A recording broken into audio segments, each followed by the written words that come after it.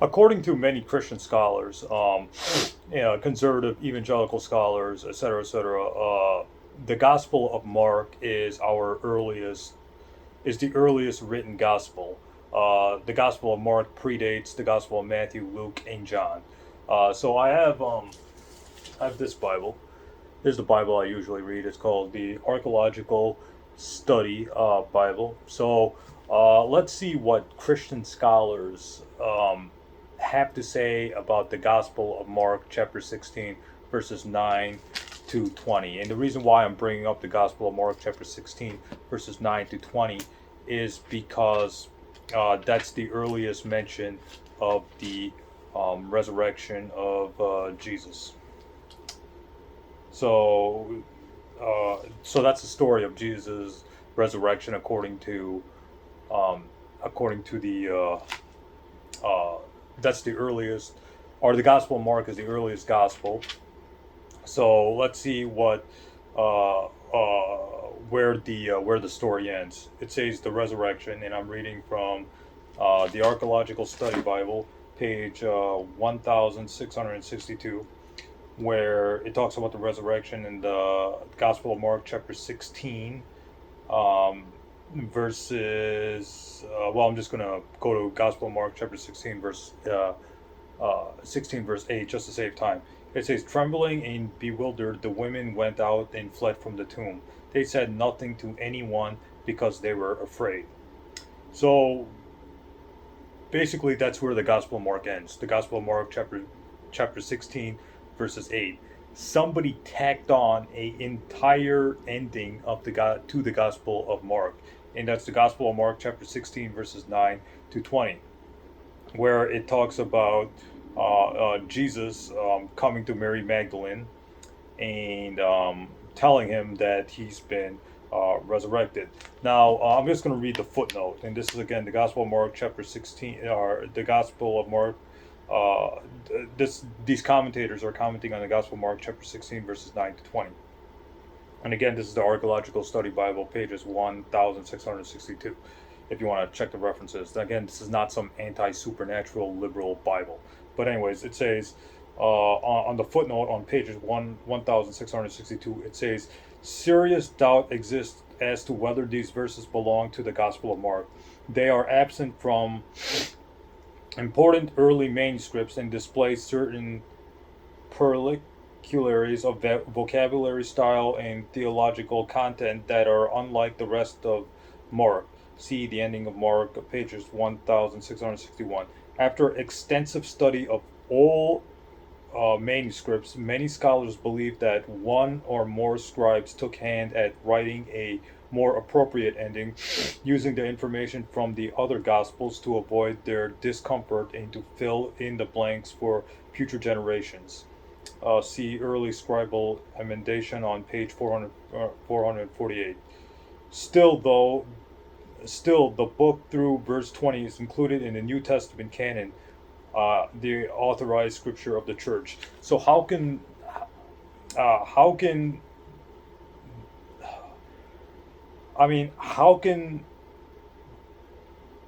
the Gospel of Mark be authorized scripture of the church? How can it be reliable and trustworthy when someone clearly tampered with the text? Someone clearly added on a entire ending, to the Gospel of Mark, and they over here, look, like over here on the right here, it says the earliest manuscripts and some other ancient witnesses do not have the Gospel of Mark, chapter 16, verses 9 to 20.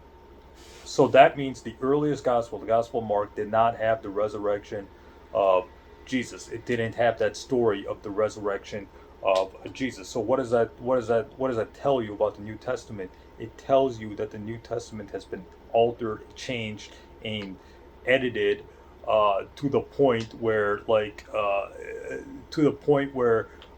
we don't even know what's original and what's not original. We don't even know.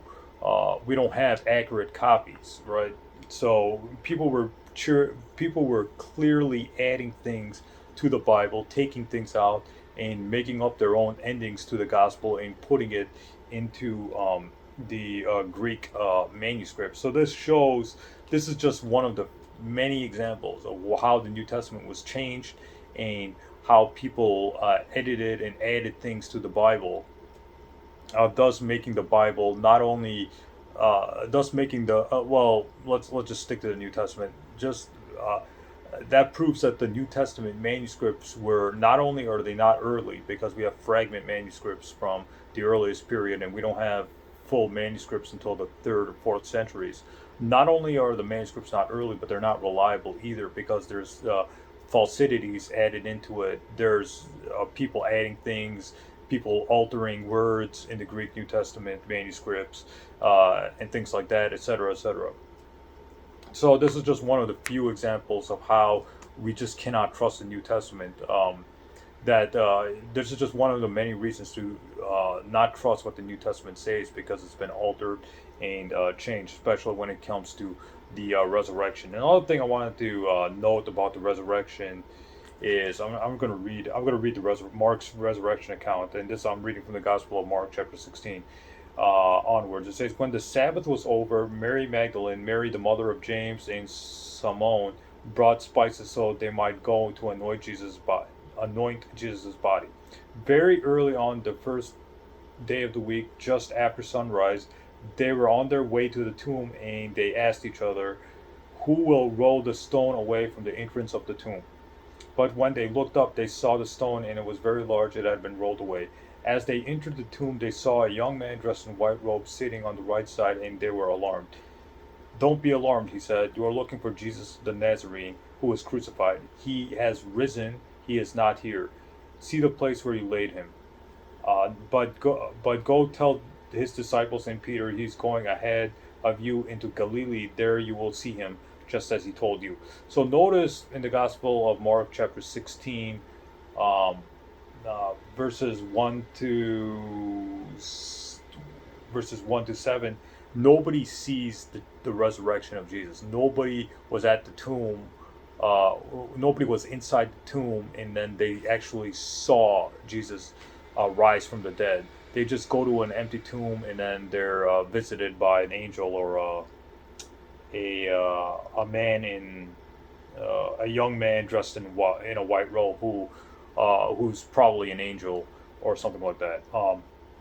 So this shows that nobody actually sees the resurrection of Jesus. Nobody actually sees Jesus, like, tomb, like, coming back to life. They're just they just go, they visit an empty tomb, and there's just a young man who's probably an angel, a young man dressed in a white robe, probably an angel, saying that he is not here, he is risen. So the women don't actually see the resurrection. Nobody sees Jesus arise from the dead. They only see an empty tomb, and are later on visited outside of the tomb, either in Jerusalem or in Galilee, since the Gospels of Matthew, Mark, Luke, and John contradict each other on where the resurrected Jesus was seen. Was he seen in Jerusalem or Galilee? The Gospels of Matthew, Mark, Luke, and John contradict themselves when it comes to that. So nobody actually sees the resurrection of Jesus. They're only they only see an empty tomb. So this is a very interesting point. That people like William Lane Craig and Michael Licona completely skip over that when they talk about the resurrection of Jesus. They don't mention the fact that nobody actually sees the resurrection of Jesus. So that's just my observations. I'm reading, that particular, or studying the Greek New Testament.